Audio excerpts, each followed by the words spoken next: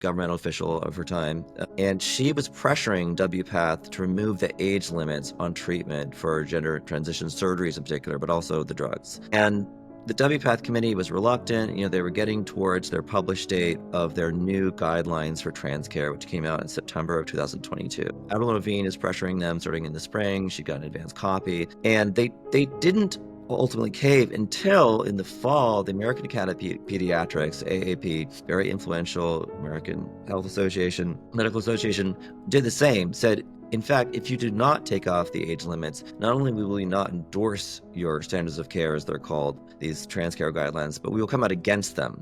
And they caved. And amazingly, they published their guidelines. It was in the middle of September of 2022. And then they took them down and quickly put them back up.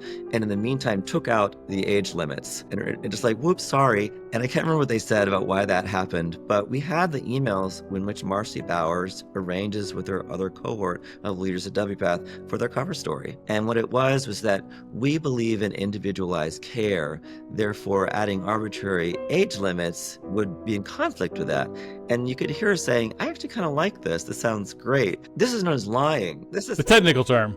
I'm very cautious about ever stating that I know someone is lying. But when you have an email in which someone says to a group of people, here's our cover story of what to tell the public about what we just did, and the cover story is not, in fact, the reason for what they did, that is a lie. So we know, in fact, that at least in that very crucial point, that Marcy Bowers is a liar. It's concerning. Wow.